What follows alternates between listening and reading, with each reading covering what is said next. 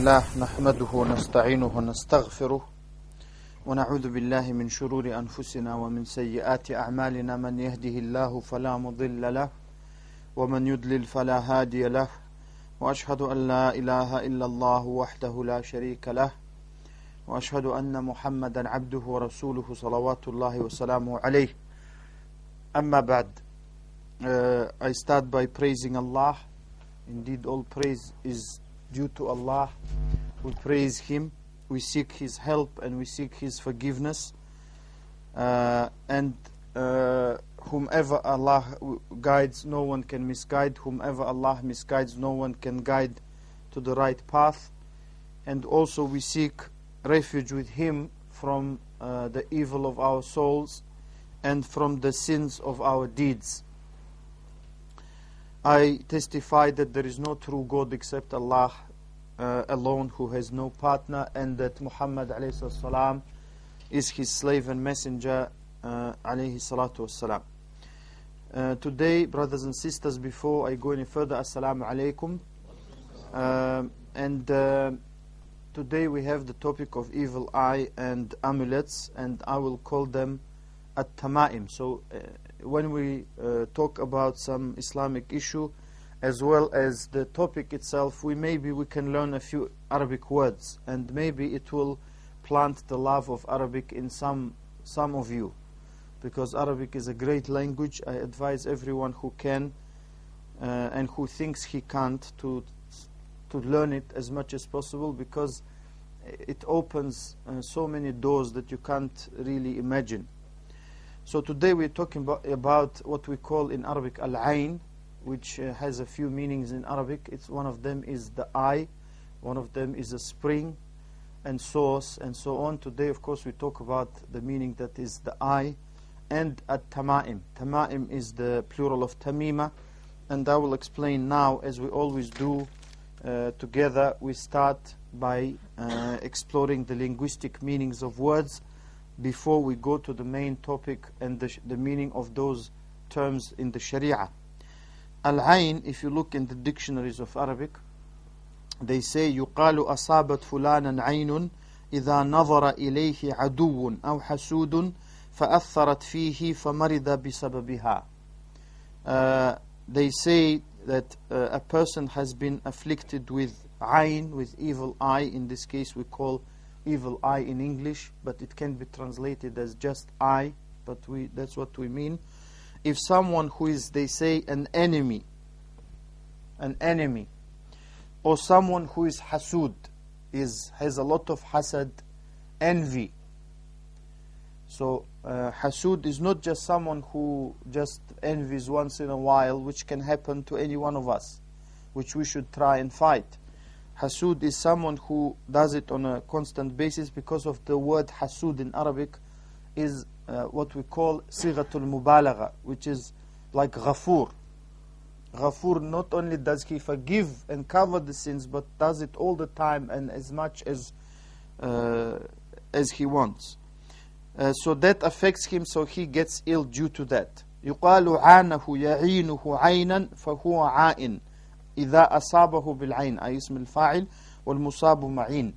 So that's in Arabic for those of you who want Arabic grammar. Secondly, والعين حق كما ثبت ذلك في صحيح السنة.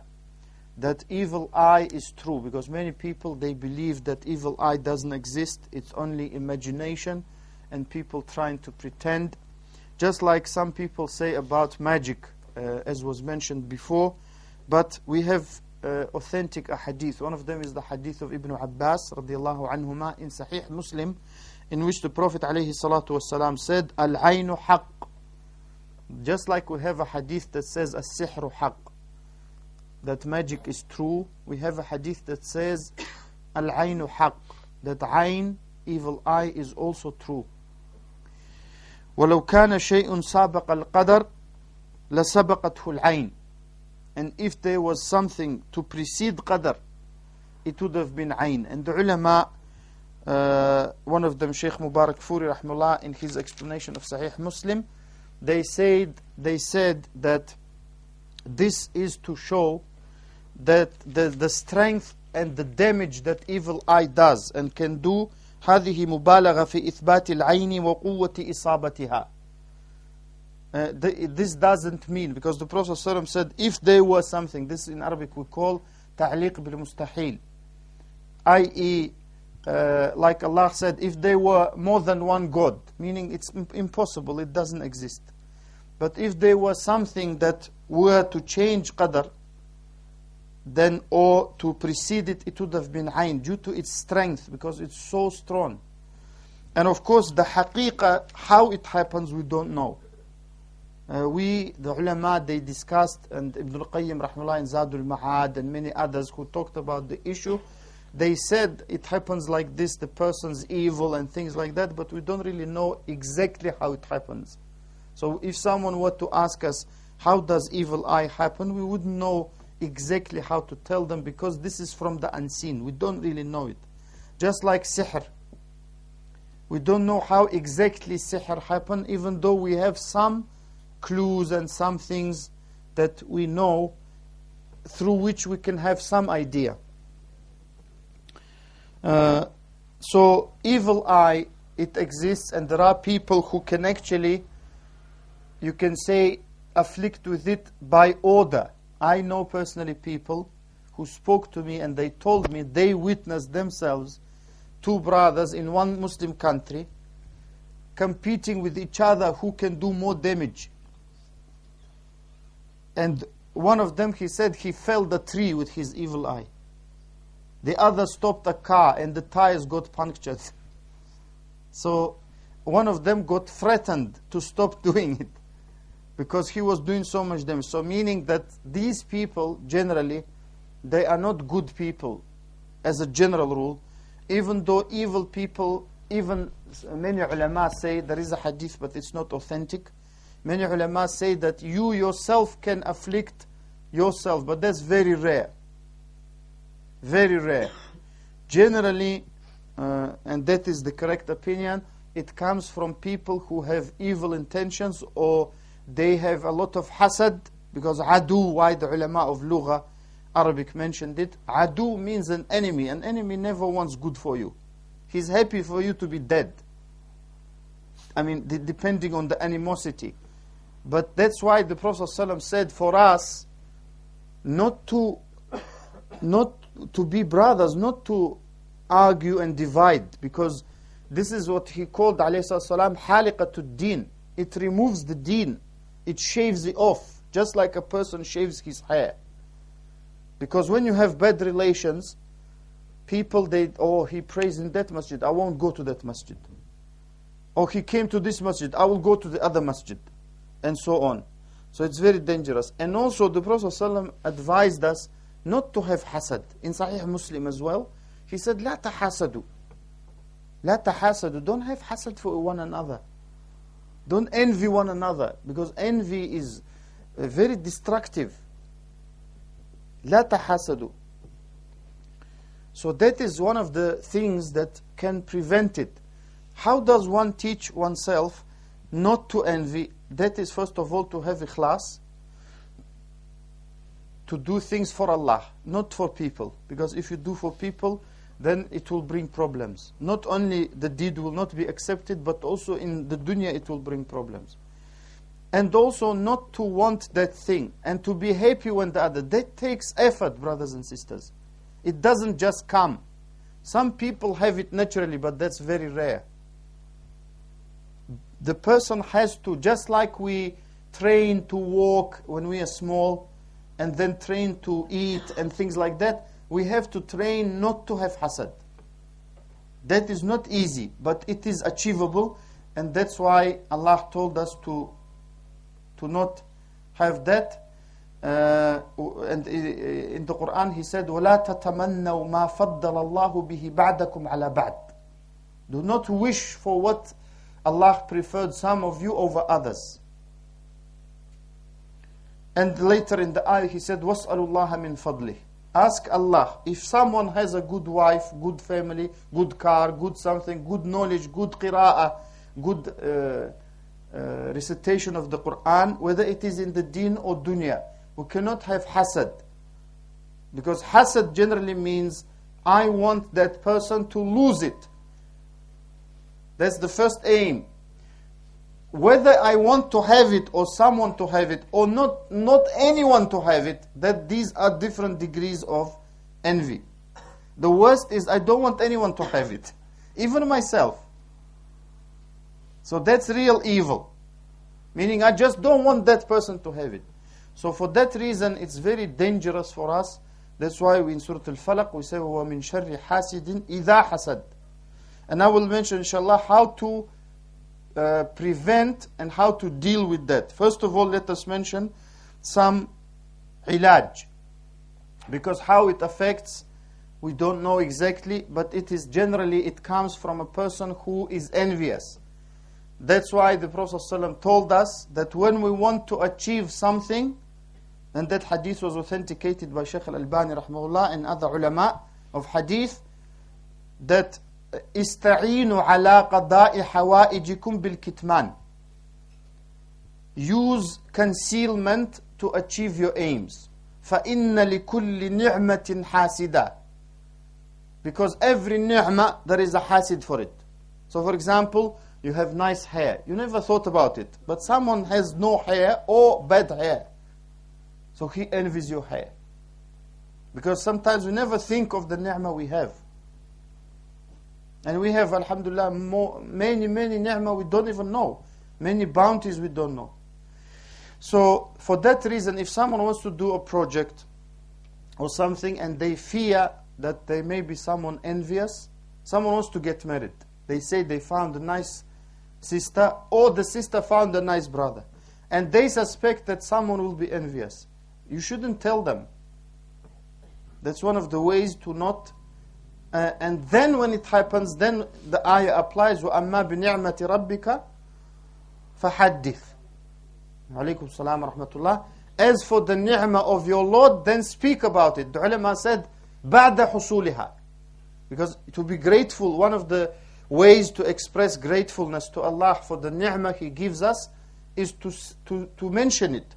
Subhanallah, ikhwani, wallahi, we live in ni'mah, or I have this ni'mah, and things like that. And that is very important because very many people just complain. Just complain. Oh, today, the price is this, that, everything wrong. Now, and so that is not mentality to have. And generally, you might say I have an agenda against channels, but I don't. Generally, TV and everything teaches you to complain, not to be happy with what you have. And the Prophet ﷺ said in a hadith sahih, قَدْ أَفْلَحَ مَنْ أَسْلَمَ وَرُزِقَ كَفَافًا وَقَنَّعَهُ اللَّهُ بِمَا أَتَى. That indeed the successful person is who is Muslim, accepted Islam, or is a Muslim, and Allah provided him with how much he needs, and he is content with what suffices him. How many of us can say we are like that? Sometimes we get, like the Prophet said, some people, they get a valley of gold and they want another one. We say, just in case we get the second one. Now, that is not good mentality, because that breeds ungratefulness to Allah. That breeds thinking bad of Allah. That is one of the worst things you can do. Why do you think people, doesn't matter Muslim or non-Muslim, they commit suicide? Because they think bad of Allah. They think there is no way out. Allah is not going to improve the situation. And what is this? This is the worst. That's why today in the khutbah I said, the people who give this and make young people especially think like that, they are criminals. They are criminals because they teach the young generation especially, even the old, but especially the young, they teach them to think bad of Allah. And the Prophet ﷺ said that even when we die, we should think good of Allah.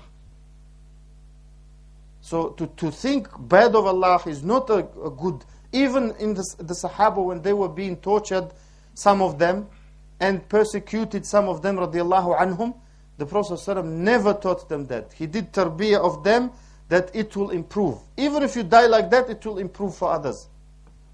So that is very important. The mindset to prevent all these things, and for us not to envy. We have some person, relatives, neighbors, our brothers and sisters. We should want for them. That's why this hadith is great. None of you truly believes لا يؤمن أحدكم حتى يحب لأخيه ما يحب لنفسه. None of you truly believes. Doesn't mean we are kuffar. We don't become mu'min, because mu'min is a high degree until we love for our brother.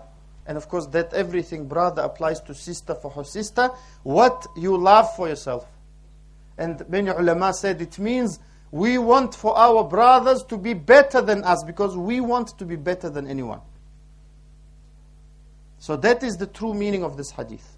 And if we understood and implemented, most of ayn would be eliminated. Why? Because it wouldn't happen. Now, so the Prophet ﷺ, not only did he describe the illness, he described the cure to us as well, alayhi salatu. And he said in hadith sahih, ما أنزل الله داء إلا أنزل معه دواء. That Allah didn't create or reveal or send down an illness except that He revealed cure. علمه من علمه وجهله من جهله. Some people know it, some people don't. So for example, people say there is no cure for this disease. For this means that they don't know it yet. There is a cure for every disease. For that reason, we have cure for that. So the Prophet ﷺ said in the same hadith which said al-aynu haqq. At the end he said فَإِذَا اسْتُغْسِلْتُمْ فَاغْسِلُوا. And there was a case of Sahal bin Hunayf, who was doing wudu, and I think I mentioned it before very briefly. Radiallahu anhu, one of the Sahaba, mentioned in many books of hadith. And Amir bin Rabi'a, another, looked at him and he envied him, because he said, I've never seen such smooth skin when he revealed his. And Sahal bin Hunayf radiallahu anhu, he fell down. It was so strong. He fell down without being able to move. Then the Prophet ﷺ was informed, and in some narrations he fell down a well. The well that he took the water from. And he got stuck. And then the Prophet ﷺ was forced to come, get down the well and get him up. So the Prophet ﷺ, in one of the narrations, says, تَغَيَّظ. Taghayyad means became very angry, because ghayz in Arabic is not ghadab. It's ghayz, is the extreme anger. And he said, alayhi salam, ala ma taqtulun ikhwanakum. Why are you killing your brothers? Allah barakt. Why didn't you say barakallahu fik, barakallahu alayk? You make dua for him with barakah. That's one of the ways to stop it. Barakallahu fik, barakah alayk, or something like that. And of course, also, many ulama said, looking at Surah Al-Kahf, Ma sha'Allah, la quwwata illa billah. So that, these things, and also in this hadith Sahih Muslim, he said, when you are requested to do ghusl, to do wudu, and I will explain now what the Prophet meant by that, you should do it. And here, in that hadith of that man, Sahal bin Hunayf radiallahu anhu, who was afflicted, he said, the person who afflicts him, the person who looks or afflicts, even if he is blind, even if he is blind, he can afflict, because it comes from the heart, not from the eye only. So if someone describes to him something and he can't see, but he is either evil or he is envious, it can happen as well. So he said, the person who afflicts the other, al-a'in, the doer, should wash his face, wajhahu. So the face is this, between two ears. That's in fiqh important to know. In wudu, between two ears, and where the hair starts to grow at the top to the chin, the bottom of the chin here. That's the definition of face, because that's how we face a person when we meet someone. The face, the two hands. When we say in Arabic hands, without any what we call had, that is also important to know for fiqh. It means up to the wrists. That's why Allah regarding wudu said, وَأَيْدِيَكُمْ إِلَى الْمَرَافِقِ. Because if you say أَيْدِيَكُمْ in Arabic, it means up to the wrist. But he said your hands in wudu up to the elbows and including the elbows. So here it just says hands. It means up to the wrists, the face, the elbows. Wash the elbows. Yeah? The knees. And the tips of your legs or the feet. And the inside of your izar. Izar is what people used to wear. We can say maybe the inside of your underwear now. The ulama have two opinions about that. Some said your private parts. Some said the inside of your clothes. So the face, the hands up to the wrists, the elbows, the knees, the tips of the feet, and the inside of the underwear. And all of that, the water that comes from that should be put in a container. Then that water should be thrown, yusabbu, should be poured over the person afflicted from the back. Because that's how the Prophet ﷺ said. From the back on his head and shoulders. And they said when they did it to Sahal bin Hunayf, he got up and walked like nothing happened. So if someone says, what's this? We don't believe in it. We say we believe. We say سمعنا وطعنا آمنا كل من عند ربنا. Everything is from Allah. So if someone doesn't believe, it doesn't bother us. We believe because the Prophet ﷺ told us that. And this is described in Muwatta of Imam Malik rahimahullah and Ibn Majah and authenticated by Shaykh Al-Albani and other ulama of hadith rahimahullah. And also the person, this is if it is known. Because very often we don't know who did it. But that happened in front of the other person. So he could have done it. I was told of a case which happened in one of Muslim country where there was a lecture like this and someone fell down as well. So the person doing the lecture said, no one leaves until everyone does wudu or they wash. And we try imagine how wet he must have been. And that is one way, but it's difficult. But most of the time, if we don't know, then the following applies, the general. Like reading, especially they single out. The whole of the Quran, Allah said shifa. But especially Fatiha, Surah Al-Fatiha, that's why we should try and learn it and understand it and believe in it and act on it. Because it's Kitab, is the mother of the book, is the source and the origin of the Quran. All of the Quran meanings are found in Surah Al-Fatiha. And the last two surahs, قُلْ أَعُوذُ بِرَبِّ الْفَلَقِ قُلْ أَعُوذُ بِرَبِّ النَّاسِ. That's especially. But you can use Ayat al-Kursi, especially if there is some, you suspect jinn involved or whatever else. And the whole of the Quran. Any Quran you know you can use. By ruqya. Ruqya, they sometimes translate as exorcism or treatment that we use Quran and dua, because ruqya is dua essentially. And in some of the ahadith mentioned about some, Aisha radiallahu anha said, the Prophet used to tell us to seek ruqya for especially ayn, for evil eye, and humma, for fever. So if you want to be among the 70,000 who enter Jannah without punishment and account, and Umar ibn al-Khattab said, I requested the Prophet that it was too few, and he said, for every 1,000 Allah gave me 70,000. Then you don't seek ruqya, because this one says they don't, لا يسترقون, they don't seek ruqya.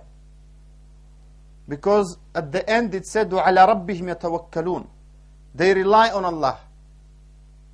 But it is not haram, so that we avoid many questions. Maybe some want to ask, is it haram? It's not haram to seek ruqya. Say, brother, please. But if we know, ikhwan, I want to encourage, because this is something, in my view, we don't do enough. If we know a brother or a sister, for sisters, a sister, for brothers, brother. If we know someone even ill, let's not go far and say it's evil eye or magic or something. They have a headache. We should try and do, because the Prophet ﷺ said, مَنِ اسْتَطَاعَ مِنْكُمْ أَنْ يَنْفَعَ أَخَاهُ فَلْيَنْفَعْهُ. Regarding ruqyah, he said it, ﷺ. Whoever can benefit his brother, let him benefit him. We don't do it enough because we feel shy sometimes. We shouldn't feel shy. We save him waiting 45 minutes at the GP. And then being told to eat fresh food and fruit and walk and nothing wrong with you. No? I mean, no offense if any GPs are here, but that's normally what I am told. But I'm saying, we can save that person because it's dua, as we will see. In Sahih Muslim, Aisha radiallahu anha said, إِذَا اشْتَكَى النَّبِي صلى الله عليه وسلم رَقَاهُ جِبْرِيل. When the Prophet ﷺ used to get ill, Jibril used to give ruqyah to him. And of course, Jibril ﷺ is teaching how to do for us, in Sahih Muslim, this hadith, Bismillah yubrik, in the name of Allah, He cures you. Tawheed. That's we have to try and understand, because Ibrahim ﷺ, Imam of one of the Imams of people of Tawheed, he used to say, وَإِذَا مَرِدْتُ فَهُوَ يَشْفِينَ. When I'm ill, He's the one who gives me cure, because they used to worship and believe things, because those things don't give any cure. They make you more ill. Bismillah yubrik, Allah cures you. Bismillah. وَمِن كُلِّ دَاءٍ يَشْفِيك. It's a reiteration. For every disease, He gives you shifa, cure. وَمِن شَرِّ حَاسِدٍ إِذَا حَسَدٍ. And from the evil of the envier when he envies, وَشَرِّ كُلِّ ذِي عَيْنٍ. And the evil of every person who possesses ayn, evil eye. Another version in the same area in Sahih Muslim, from the hadith of Abu Sa'id, he said, Ruqyat Jibril was Bismillah arqiq, in the name of Allah I do ruqyah, min kulli shay'in yu'dhik, from everything that harms you, min sharri kulli nafsin wa ayni hasid, from the evil of every person and the evil eye of a hasid, envier, Allahu yashfik, Bismillah arqiq. Allah cures you and I do ruqyah in the name of Allah. All of it is tawheed. Tawheed, to just only Allah can cure us. Naam. Also in many books of hadith like Sahih Muslim, Nasa'i, Ahmad and others, on the authority of Aisha and others, she said, كان رسول الله عليه الصلاة والسلام إذا اشتكى منا إنسان مسحه بيمينه ثم قال. When one of us, Aisha said, when one of us used to become ill, so that includes every illness, evil eye, not evil eye, he used to wipe him with his right hand, wipe the body, and say, أذهب البأس رب الناس. This is very famous dua, that remove the illness, the Rabb of all the people. Rabb of all the people, the Lord of all the people. Washfi anta shafi. Cure, because you are the shafi, ash-shafi, you are the curer. La shifa'a illa shifa'uk, subhanallah. There is no shifa except yours. That's why it's dua, ikhwan. And it's tawheed. Shifa'an la yughadiru saqama. أو سقما كلاهما صحيح. That to cure in a way that doesn't leave behind illness. And to repeat it, doesn't matter, you can repeat it. And of course Surah Al-Fatiha, as we know, is also called al-Ruqyah, because the Prophet ﷺ said to Abu Sa'id al-Khudri, who did it on a chief of tribe who was bitten by a scorpion, he used Fatiha to do Ruqyah. And in some narrations he read it 7 times. And it's been tried by many people. When it's read 7 times, it's even more effective. Ibn al-Qayyim rahimahullah said he used to be in Mecca and he couldn't find a doctor and he used to get ill. And he would take Zamzam and read Fatiha in it, some ulama allowed it, and drink it and he would become cured. So meaning it's for those who accept it, because there are some ulama who say we can't do that. So we don't call them names, ikhwan. We have to have adab in differing. We don't call people names if they differ based upon dalil. If they differ based upon dalil. Naam. So, also to prevent and to cure, if a person is afflicted still and they don't know who did it, in terms of evil eye, adhkarun nawm. Before we sleep, we should try to say at least one of them, because there are many of them before sleeping. The dhikr of nawm, remember Allah. And of course, they are generally found in Hisnul Muslim. Those of you who have it, may Allah reward the Shaykh who wrote it, Jazahullah khairah. Allah put a lot of barakah in that small book. And it's been translated into Russian now. And many other languages. MashaAllah, Allah yubarik fih. And also waking up. Also morning and evening and after salah. Because this, don't forget, Allah said, فَاذْكُرُونِي أَذْكُرْكُمْ. Naam. Remember me, I will remember you. So if Allah remembers you, and you ask Him, and you remember Him, and you say, oh Allah, there is no shifa except yours, please cure me. If you were to ask like this from your parents, wouldn't they give you? And the Prophet ﷺ said, Allah has more rahmah than our parents to us. More than your mother.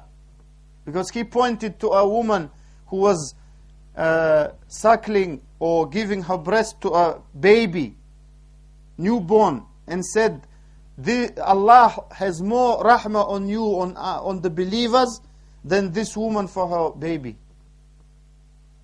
And he said, alayhi salam, would you imagine that this woman would throw her baby into the fire? No, of course not. So we must know that. And that is why the job of all prophets, alayhimus salatu wassalam, is not to win power, is not to fight for elections. Their job is to attach the hearts of the believers to Allah. When that happens, and people in every difficulty, they go to Allah and they ask Allah, then and only then will their situation change. That includes ruqyah, that includes everything else, every difficulty we have. That's how the Prophet ﷺ used to teach his Sahaba.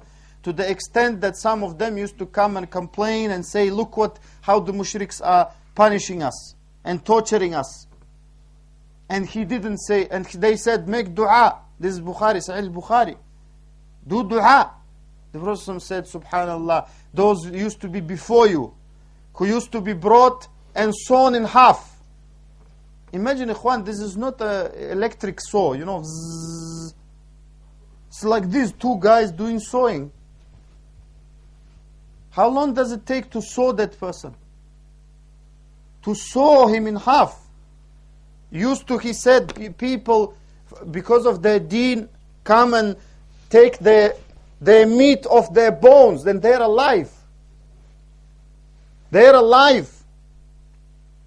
And he said, that didn't used to make them leave the deen, but you are in a hurry. Look the reply, subhanallah. Look the reply and look at what these fattaneen tell us. This is the worst situation. You must do this. Where? Where the Prophet ﷺ, he is in the shade of Kaaba. Around Kaaba, 360 idols. Not one ruler. 360 idols. What's worse? Shirk Akbar or dhulm? And the Prophet ﷺ can't do anything. He can't even remove one. He can't remove one. He can't remove, ikhwan, things they put on his back, alayhi salatu wasalam. Even Ibn Mas'ud is standing, he can't do anything. Until Fatima comes, because it's his daughter, they won't do anything. And removes it. And now we are saying things people say to our youth and to others, and saying, this is not permissible. Our job is to connect the hearts of the people to their Lord, to Allah. When that happens, and that's very strong, then will we see change. إِنَّ اللَّهَ لَا يُغَيِّرُ مَا بِقَوْمٍ حَتَّى يُغَيِّرُ مَا بِأَنفُسِهِمْ. Allah doesn't change the environment of the people until they change themselves. And we have people who curse Allah, who curse the deen, who curse the Prophet ﷺ, who abuse the Prophet ﷺ. They don't pray, many of them, and we want to change. So that is very important, even in ruqyah. And of course, as we know, and all the doctors know, and they tell us, and this is true, that prevention is better than cure. Prevention is better than cure. And that is why I said regarding Barakallahu alayk, because tabrik, that is what we call, MashaAllah la quwwata illa billah, to say that. And some of the Salaf, ورأى بعض السلف كابن عباس ومجاهد وبإقلابة كتابة آيات من القرآن وشربها. Some Salaf, like Ibn Abbas, Mujahid, and Abu Qilaba rahimahumullah wa radiya anhum, they used to allow to write some ayat from the Quran and put them in water and drink it. They used to allow some of them. So if you see some ulama not allowing it, they don't agree with it, because they consider some Sahaba didn't allow. And if you see some ulama who allow it with the condition, like Shaykh Ibn Baz rahimahullah and others used to do, with the condition in Sahih Muslim, ما لم يكن فيها شرك أو فيه شرك, as long as there is no shirk in them, don't be surprised either. So we have to learn to understand difference between the ulama. Now, also many ulama mentioned ستر محاسن من يخاف عليه العين بما يردها عنه, to conceal, especially children, to conceal. Some ulama mention, you don't have to agree with it, but I mention it anyway, to conceal some of the things that people may have envy for. It doesn't mean to make someone ugly because they are beautiful, but if it is possible not to show, meaning. Nah. Also, to prevent the people who are known for their envy or for evil eye from entering the house, if possible. Now, because many people come to the house and we open the doors to them, and some of them, they don't have good intention. If we suspect and something happened and keeps happening, we shouldn't allow them in, because we have a right, it's our house. And ikhwan, this is from the adab of Islam.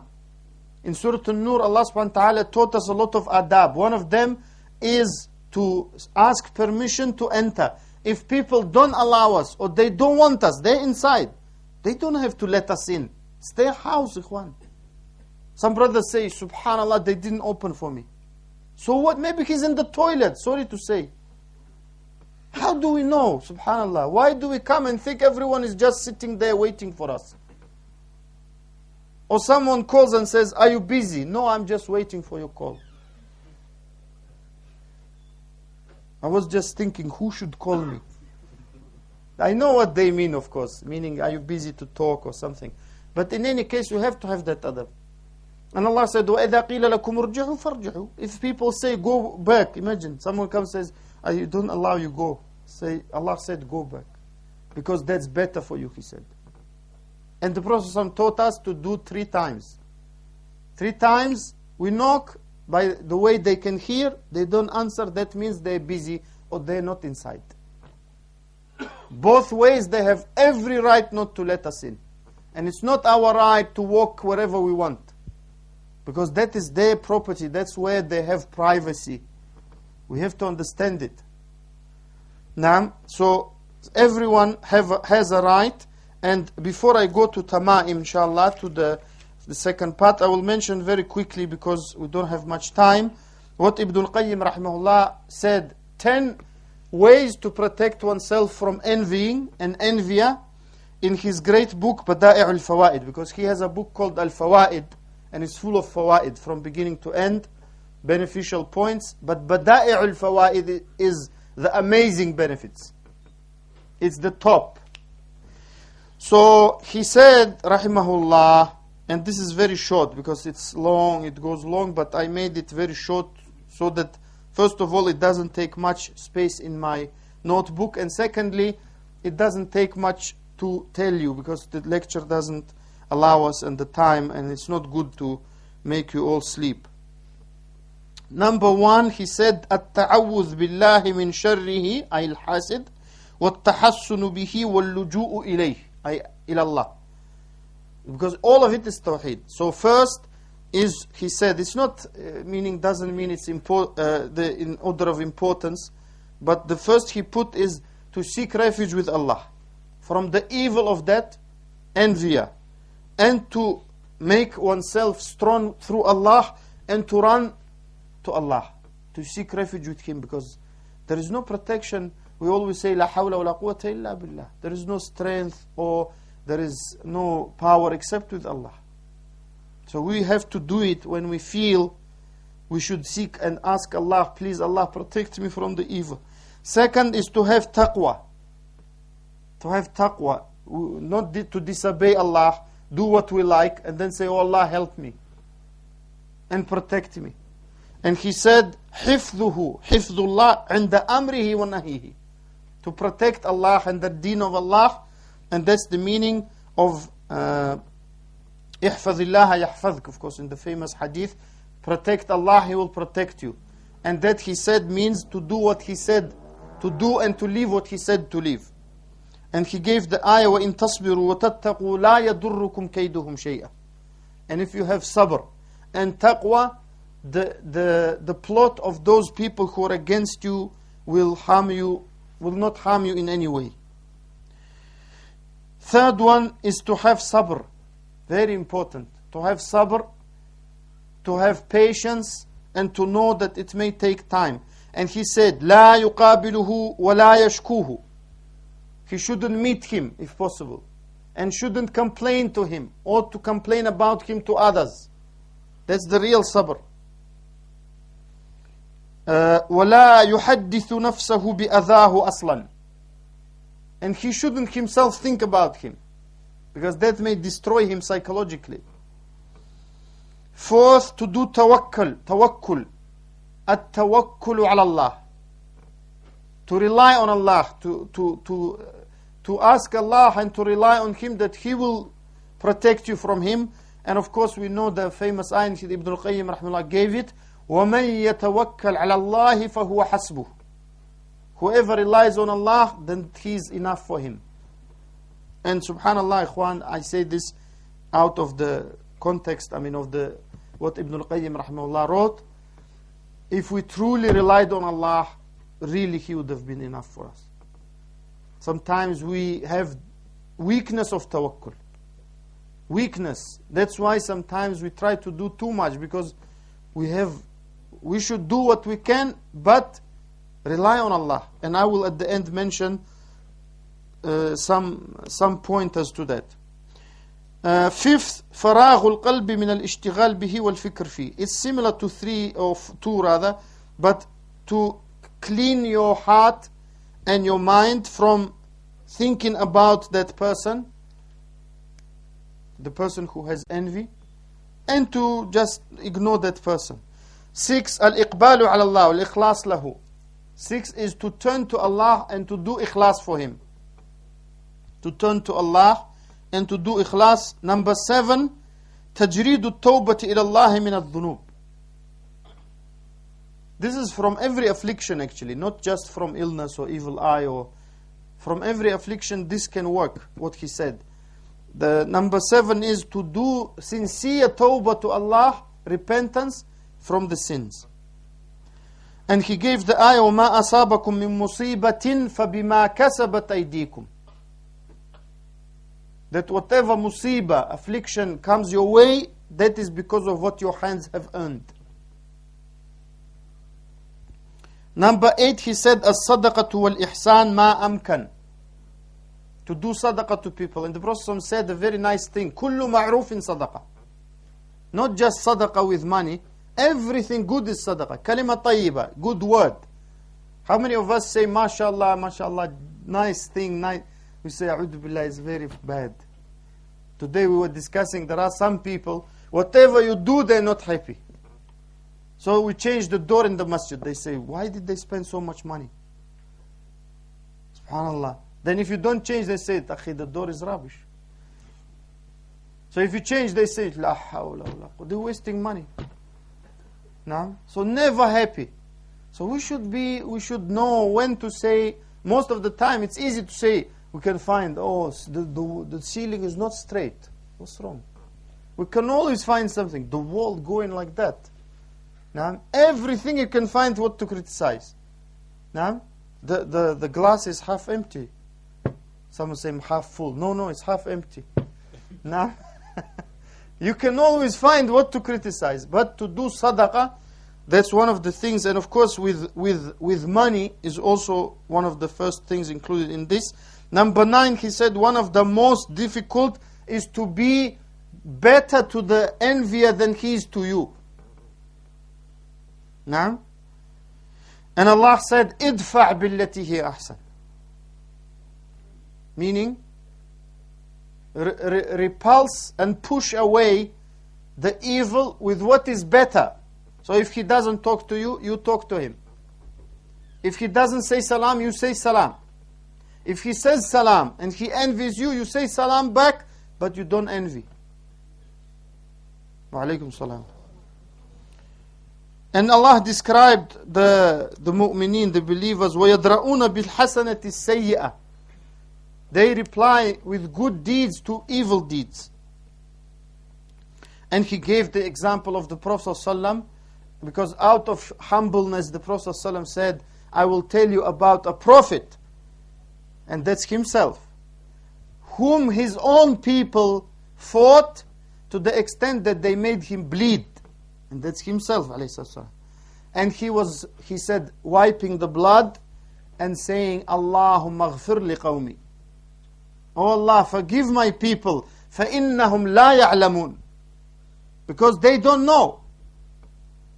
They don't know. So this person, he didn't make you bleed, maybe in the heart, not in the body. Still, he gives this. And number 10, which includes al-Jami' لِذَلِكَ كُلِّهِ وَعَلَيْهِ مَدَارُ هَذِهِ الْأَسْبَابِ, which is comprehensive and includes all of those. تَجْرِيدُ التَّوْحِيدِ, to purify Tawheed for Allah. There's the greatest cure. The greatest cure, Ikhwan, when I give to you from history, when Genghis Khan, he conquered and he was conquering and conquering, you should go to history and read why the whole affair with Genghis Khan started. Because of some silly Muslim. And he was chasing him throughout the Islamic kingdom to get to him. And that's why he killed, how many people he killed? That's why he conquered Baghdad. One of the people who opened Baghdad was a munafiq, who opened the doors of Baghdad and said to Genghis Khan, go and kill them. And of course he got killed himself later. Because Genghis Khan said if he betrayed his own people, he will betray me for sure.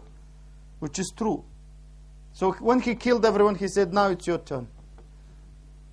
When people in Egypt heard what's going on, they started doing sadaqah, they started doing salah, they started doing everything Allah said, and Genghis Khan couldn't take Egypt.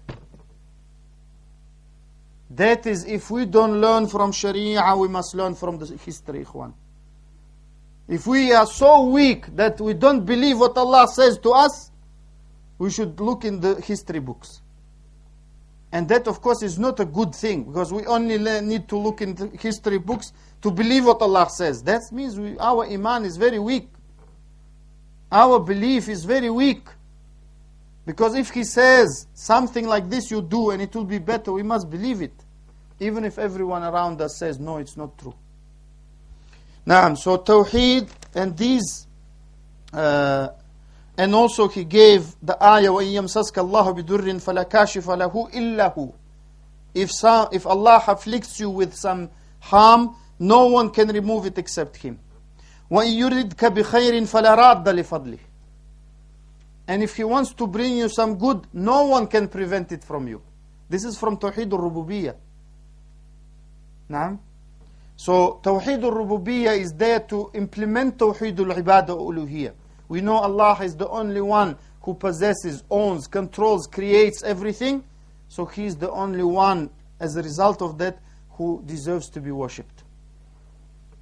And also the Prophet ﷺ said to Ibn Abbas, وَعْلَمْ أَنَّ الْأُمَّةَ لَوْ اجْتَمَعَتْ أَوْ اجْتَمَعُوا أَنْ يَضُرُّوكَ لَمْ يَضُرُّوكَ إِلَّا بِشَيْءٍ قَدْ كَتَبَهُ اللَّهُ عَلَيْكَ. This is also from belief in Al-Qadr, that he said to Ibn Abbas. Ibn Abbas is very small. young, he's telling him these great words. He said, know that if a whole nation were to come together to harm you, they cannot do any harm except what Allah wrote, that you would get that harm. And the same applies to benefit. Now, so that is, because of time, we, inshallah, very briefly, we can take time? Don't worry about time. Subhanallah. It's first time I get this notice. This is, I think, about sadaqah is very good. Jazakallah khair. Barakallah fiik. It's very nice. So that is roughly, and of course, still I don't want to keep you too long. We maybe add a bit for a few more minutes, but this is regarding evil eye, because the issue of evil eye is not very complicated. And the same even with sihr, with magic and other afflictions we get. And of course we as Muslims, like I said at the beginning, we're not allowed to envy, except the Prophet ﷺ said in 2 cases. And even that the ulama called it ghibta, which is not envy in the classical definition of envy, but to be happy for the person to have it, and for you to want to have it the same as him, to do what he does, not just to have. And the Prophet ﷺ said there are 2 cases. He said a person who's been given the knowledge of the Quran. He didn't say the memorization. Nowadays, oh, I memorized, I'm Hafiz. Hafiz, everyone, Hafiz. Hafiz. We have some chemist somewhere, the 2 people working there called Hafiz such, Hafiz such. What to do with chemist? What is this? Now the Hafiz has reached this, that you have to show that you, if you're a chemist, you should show those pH, DMS, something, whatever else they have, at the end of the name. What's Hafiz got to do with chemist? But Hafiz, one brother said to me, maybe I told you, go to that furniture shop, there's Hafiz, brother Ibrahim, Hafiz. I said, Hafiz is his surname? He said, no, he memorized Quran. La hawla wa la quwwata illa billah. Why do we memorize? And most of the time, if you say, brother, what's meaning ati'u Allah, ati'u Rasul? I tried with many of them. Obey Allah, obey the Prophet. He says, I don't know. MashaAllah. What can I say? No comment. The Prophet ﷺ said, the person been given the Quran, the knowledge of the Quran and understanding, and he acts on it. Acts. Now we memorize, Allah said it's haram, mortgage is haram, not. Allah said riba is haram. No, I have 2 houses on haram. MashaAllah. Who acts on Quran? Oh, that, try to... What? Allah said, don't do dhulm to your brother. Most landlords who are Muslims, sorry if any landlords here, actually I'm not sorry. They do dhulm. They do dhulm. Fear Allah, ikhwan. They do dhulm. And if an English tenant comes, they're like slaves to them. Why? Most restaurant owners do the same. Most restaurant owners. If you are first in the queue, a non-Muslim came, they forget you totally. Why? Most butchers do that. I experience. Everything I'm telling you, I experienced. So I'm not telling you something someone told me. So the Quran is not something we put like, mashallah, FBI. Hafiz. What's this? Where do we see Sahaba, Ubay ibn Ka'b, triple Hafiz, going around saying Hafiz, Ubay? Where? Where? We don't see that. So the Quran is not to show off, ikhwan. The Sunnah is not to show off. The ilm is not to show off. It's to do. To do. The beard is not to show off. So we get a discount. It's true, some people, as if beard means automatic 20% discount. What's this? And the beard is because we obey Allah, not because we get discount or anything. That's ikhlas. So the Prophet ﷺ said the person who's been given, in one narration, fiqh, understanding in the deen, and he teaches and acts on it, and he teaches it day and night, that you can want to be like him, to do what he does. And again, this goes back not to dunya. Dunya, you cannot have hasad, full stop. This goes to the deen. The second person, Allah atahu Allahu malan. Allah has given him wealth. But not because of that, but because he spends it in the way of Allah day and night. So you want to have that, what he has, it is permissible. But to do what he does, not just to have. And again, it goes back to the deen. Because if he were just wealthy and he doesn't do that spending, you're not allowed to have hasad. Or ghibta, happiness they call it. So those two cases are for the deen. So if you know a alim, or you know a good person, and he does good, what Allah said, it is good to want to be like him. It is good to want to be without him losing that ni'mah. That's very important. Now, let's go to tama'im. Tama'im is the plural of tamima. And tamima, the ulama of lugha said, عُوذَ تُعَلَّقُ عَلَى الْإِنسان. عُوذَ, something they used to do to seek refuge with and to protect them. And some said, وَيُقَالُ هِيَ خَرَزَ كَانُوا يَعْتَقِدُونَ أَنَّهَا تَمَامُ الدَّوَاءِ وَالشِّفَاءِ. They used to hang something on themselves, believing that's the why the word tamima comes from. It's tamam, is the complete cure. This in Lisanul Arab. وَكَانُوا يَرَوْنَ أَنَّهُ يَتِمُّ بِهَا دَفْعُ الْعَيْنِ. And they used to believe that through those things, the amulets and talismans, what some people nowadays call taweez, because from the Arabic word ta'aweez, that's the plural of ta'weez. Ta'weez is to recite or to do something to seek refuge with Allah or to seek protection. They used to believe that through them you can protect yourself against evil eye. Naam. And Shaykh Muhammad bin Abdul Wahhab rahimahullah said, I want to again draw your attention that Wahhabi is abusing his father, not him even.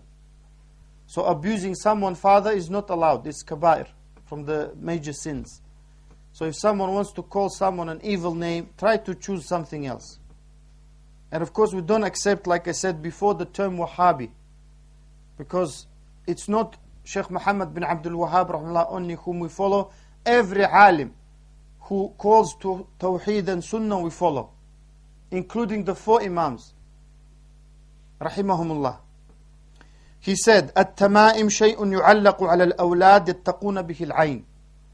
Tama'im, they used to hang and to put on the children to protect them from evil eye.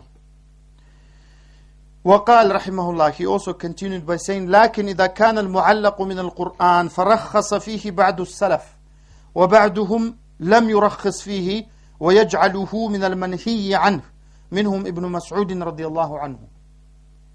Some of the Salaf, he said, allowed it if it's from Quran, and some they didn't allow and they considered it impermissible.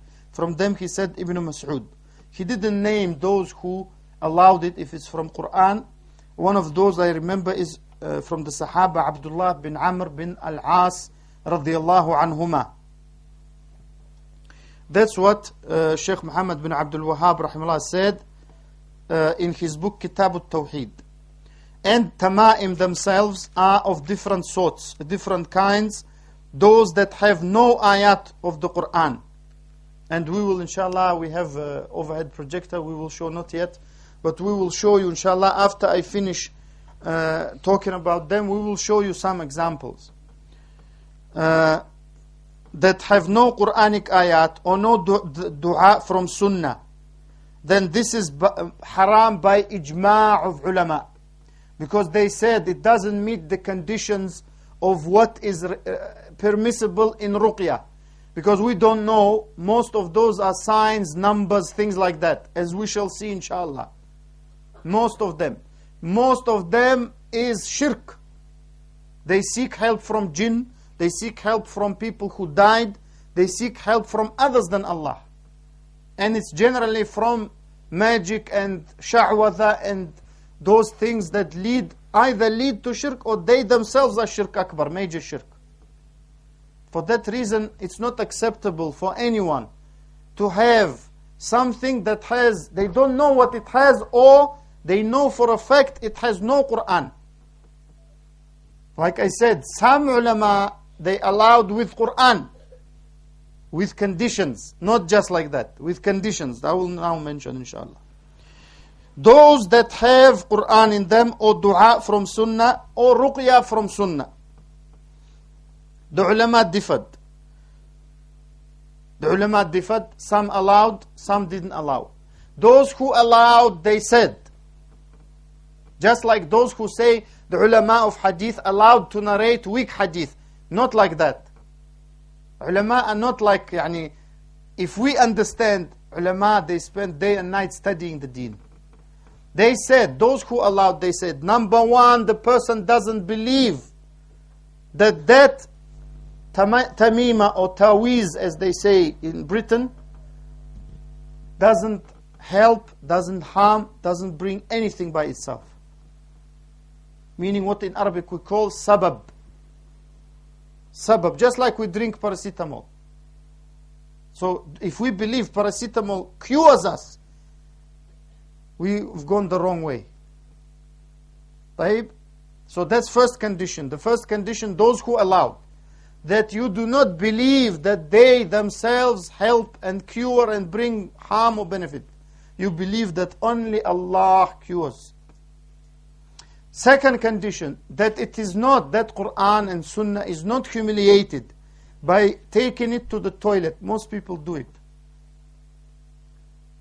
Or, like I said, I think last week, swimming in it. I saw one person swimming in the swimming pool. I said, do you know, brother, it's from Quran or with Quran? He said, I don't know. He doesn't know. He just ordered it and got delivered to his door, maybe. Now they, mashallah, many ways to pay and free delivery sometimes. Now, so that second condition, that it's Quran. I used to have one when I came from Russia. When I opened it, it had some ayat of Surah Al-Baqarah, including Ayat al-Kursi. There was no, alhamdulillah, shirk. But I didn't know what it contained, first of all. Secondly, I couldn't really remove it easily. So if I were in a hurry, I wouldn't be able to quickly remove it. So I would go to the toilet maybe, or because it's not possible if you're wearing clothes and every time you're ripping yourself, and people might think you having a fit or something. Especially if it's at work or at study or somewhere outside. Now, so that's the second condition. The third very important condition is if, or rather that it does not stop that person who wears it from reciting that Quran himself. I.e., I have Ayat al-Kursi, I don't need to learn it. That's very bad. Many people don't think about that one. I have قُلْ أَعُوذُ بِرَبِّ الْفَلَقِ قُلْ أَعُوذُ بِرَبِّ النَّاسِ, I don't need to recite it. Or like some people put it even on the wall at home. Alhamdulillah, I have Ayat al-Kursi, no problem, I don't need to recite it. That's very bad. Or I have dua from the Sunnah, like the ones I mentioned. I don't need to recite or do or ask Allah. That's very bad in itself. So those who allowed, they stipulated. If those conditions are not met, then they join those who said it's not allowed. So how many, let us analyze. How many of those who have those things, they fulfill those conditions? Me, myself, I agree with those who don't allow. But if I see a sheikh allowing it with these conditions, I will not say anything, because these are conditions set very strict. Why, ikhwan?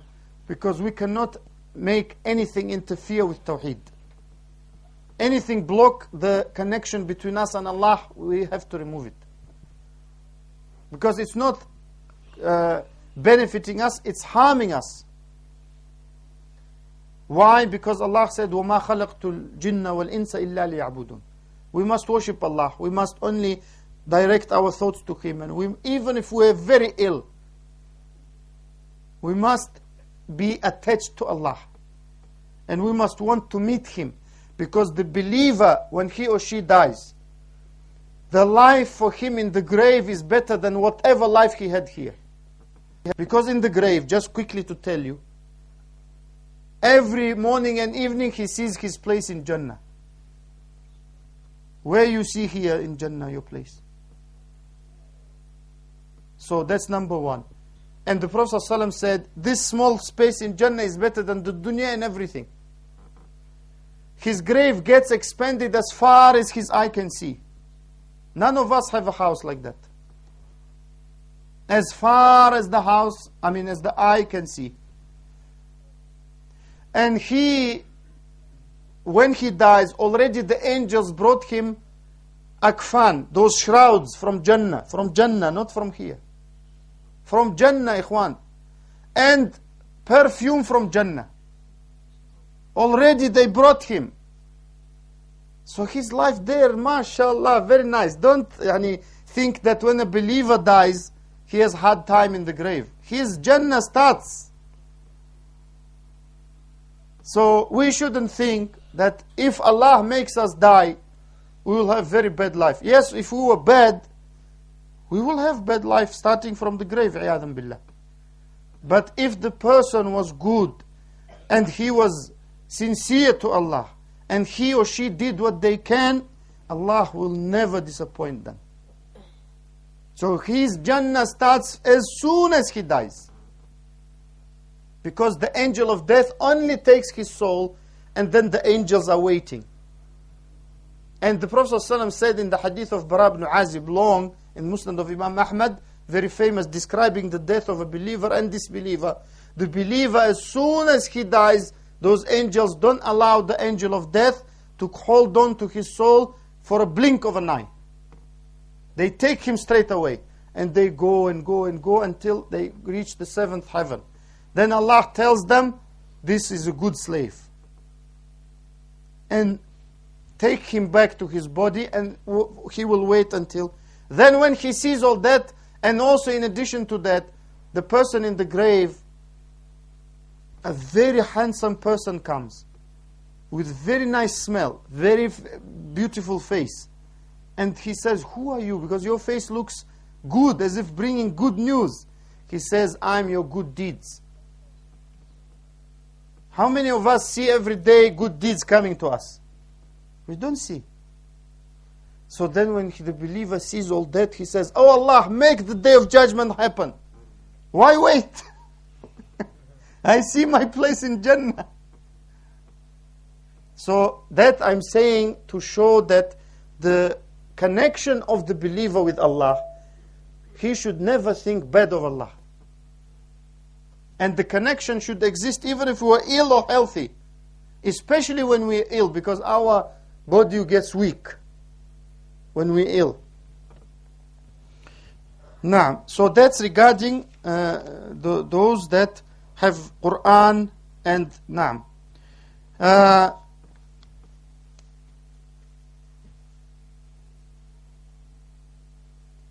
Naam. So that's the conditions that I mentioned. And also the Prophet ﷺ said in a hadith narrated by Imams Ahmad and Abu Dawood that inna al-ruqa wa-tama'ima wa-tiwalata shirk.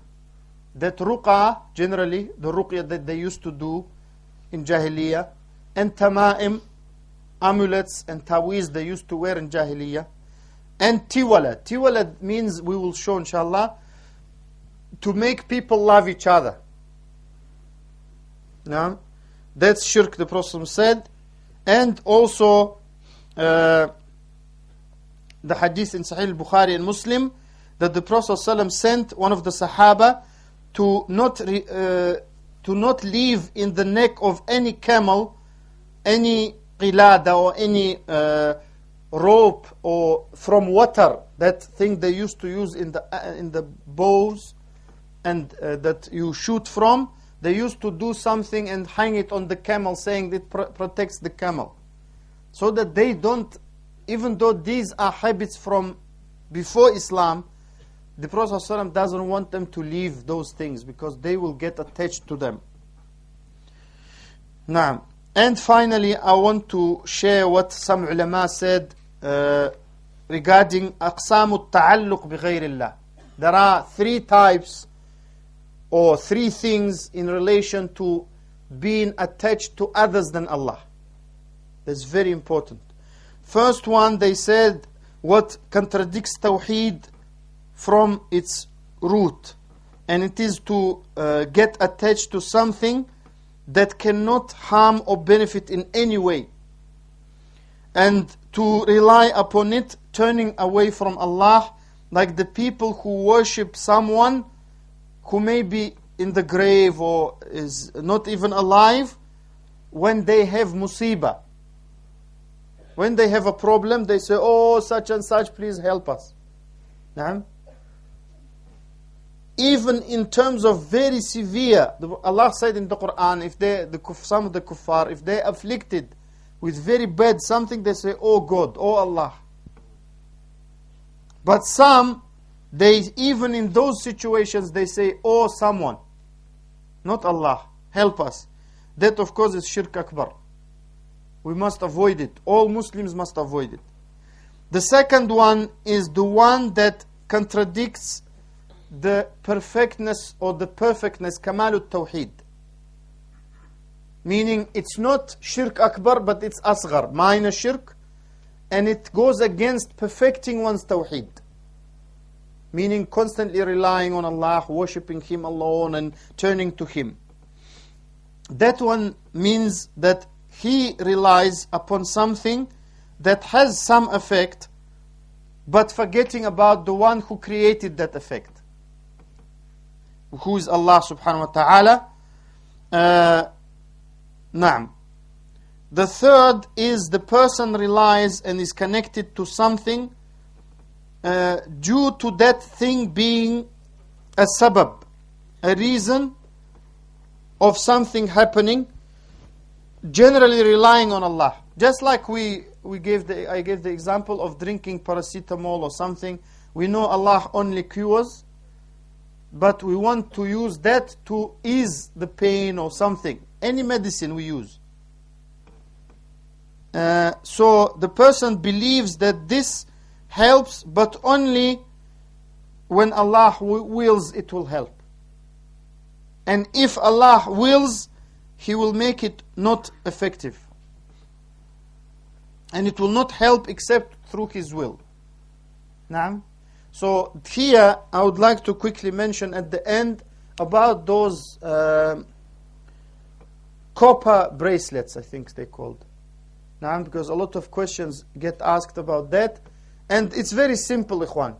If it is proven that that copper helps ease pain or something, if it's proven medically, then that's fine. Just like medicine. If it's not, then it comes under shirk. Akbar or asghar, depending how the person believes. So if it is proven that anything, whether it is copper bracelet or anything else, that they help, meaning they have physical properties through which they can help. Like, some ointments we put, pain or something, they make it hot or cold and things like that, yeah? So they have physical properties. They relax the muscle, they make it cold, hot, and so on. So if that bracelet or anything else has those physical properties, and that those physical properties help, it's permissible to use with the belief, like we should have, that only Allah, when He wills, it will have that effect. If He doesn't will, it will not. And He is the one giving cure. If they don't have those properties, then it's haram to use them. Because we believe in something that doesn't have any effect. Just like I take a piece of paper and I hold it on my hand, and I say, this is a special piece of paper, and it helps me to breathe better. Or something along those lines. Naam. So here, a brother gave me, Jazakallah khairah, an example of a taweez, you can say, or tamima, that has actually dua from the sunnah. This is dua from the sunnah. So if a person wears it according to some ulama, if a person wears it with the conditions we said, And that's very hard to implement them, that he doesn't believe that this helps by itself, or that he doesn't go in the toilet because name of Allah here, doesn't go to the toilet, doesn't disrespect. Naam. And he, even though he has it, he uses that dua himself. Some ulama allow. But the reason I say I'm inclined to agree with those who say not to allow, because most people will not fulfill those conditions. And in any case, many, the Prophet ﷺ himself didn't used to wear them. But I'm telling you about the ulama. If you see someone wearing it, at least we ask, brother or sister, is this from Quran? Is this from Sunnah? If they say yes, we say, do you know that the ulama who allow it, they stipulate these conditions? If they say, oh, I don't care, then you say it's haram for you to wear it, even by those ulama. Because they say, those who don't fulfill, all ulama agree it's not allowed for them to wear it. Naam, just like weak hadith. Naam. So let's go to the slides, inshallah, or the, what's it called, the those projection or projector or something. I think sisters have copies, yeah? طيب. We should have numbers on them. Just some examples. This is number 1. As you can see, in the middle, we have letters, Arabic letters, ta, ta, ha, ha, ta, ta, something. All ta, ta, ta, ta, ta, ta, ta, ta, like a machine gun. In the middle. Sometimes in the corners they write things, like this one has Jibreel and things like that. Sometimes they write names of jinn. This is one of those that's haram by ijma', because it contains elements like numbers and letters that we don't know the meanings of. Even though we know the numbers and we know the letters, but we don't know the combination, what it means. Naam. So this is not allowed, this type. Here it says for increasing love between a man and a woman. Please don't ask for a copy. I hope you have love between you and your wife without anything. And if you don't, you should have. Naam. Number 2, please. This is going to be difficult one to keep away from people. We have a few: to become famous, to find love, protection against evil spirits, to pass a job interview even. Allahu Akbar. To acquire quick money, subhanallah. To get pregnant. Okay, so these people give, and of course, these are all examples of the ones not allowed. Yani by those ulama who allow, because as you can see, they have strange symbols. Some of them even we don't know at all. So those symbols generally, they signify that some of them, like the one to get pregnant at the bottom right hand corner, they have Bismillah ar-Rahman ar-Rahim, Allahumma salli ala Sayyidina Muhammad sallim. That is okay, but meaning as to write, not to wear. But the rest we don't understand. The table, and all of them, they have those symbols. Especially the one on the left at the bottom. The top and the bottom is clear, but the middle is not clear. Nah? The middle is not clear. Even those who can read Arabic or Urdu, it's very hard, like the one as if it looks like glasses or spectacles. Nah? It's very difficult to understand. And this, of course, I want to thank all the brothers, Jazakumullah khairah, who made this, after thanking Allah, made this possible. Okay, let's look at number 3, please. Okay, maybe we can turn it the other way around so we can see that way, yeah? Yeah, no. Okay, here we have some symbols of some groups that they say they belong to Islam, but they believe, for example, the hand here, here on this is at the bottom, but you can see it either on the right or left, depending how you look at it. There is a hand. They call it the hand of Fatima, the daughter of the Prophet ﷺ. They believe that it protects them. Those who believe in those things. And of course, it's not true. This is Shirk Akbar. It's not allowed. Also, sometimes you have an eye. It's not shown. I don't think it's shown here, but they say eye of Fatima sometimes, or eye that you may see some places being sold a ring with an eye. So they claim it protects against evil eye. That's also shirk akbar, not asghar, because they say this protects by itself. And if the person believes it, that will definitely be major shirk. Also, these are symbols of Rafida, the Shia, who of course are not on the right path in many things, in most things. And this sword is also, they believe, as I was informed by one of the brothers, Jazahullah Khaira, they believe this is the sword of Ali, even though it should be sword of Abu Bakr, because we have people who are better than Ali radiallahu anhu. And the tree or the plant that we have, maybe we can turn it around so we can see it at the top. It has Allah, Muhammad, Ali, Fatima, and so on. I think the family, the rest is hard to see. But that plant also, they believe this to be Shajara Tayyiba. And of course, Shajara Tayyiba in Surah Ibrahim, it means by ijma' of Mufassirin, is the tree of Tawheed. But here we have the tree of the family tree, even at the top Allah. So it's very strange, and it's not allowed to do that. Of course, here we have on the right hand side of the pot with the plant, we say Ya Allah, Ya Fatima, or something similar.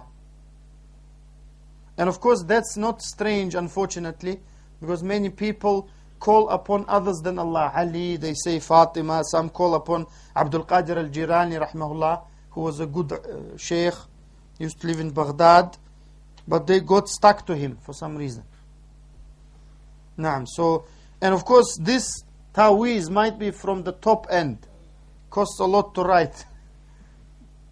Because it's not easy to write all this unless you have a print or printing press that prints them out. And of course this one particularly is very bad. And number 4, do we have number 4? Here of course we have a very disturbing image of what looks like a woman. If you look at the face, it's a woman's face, but it's actually a man. And this is one of the shaitanic writings, devil writings. And of course you can see all those signs which you don't know. For sure this is something to do with Shirk Akbar. And with asking jinn to do things and things like that. And to the left we have those again writings, strange writings. And the bottom one here, we have what our brother Shaikh Abu Abdullah Talib from Leeds, because this particular I think is taken from his book. Here we have clear shirk associating attributes of Allah to Ali. And that's, unfortunately, some people, they do that. They go to extremes regarding Ali radiallahu anhu. Even though Ali himself was a great man, there is no doubt that he opposed those views, and he considered them to be misguided, very misguided views. So it's not allowed to attribute any attributes that only for Allah to any human being or to any creation. So these are some of the examples of these what we call tama'im and taweez or ta'aweez that we have. And here inshallah we finish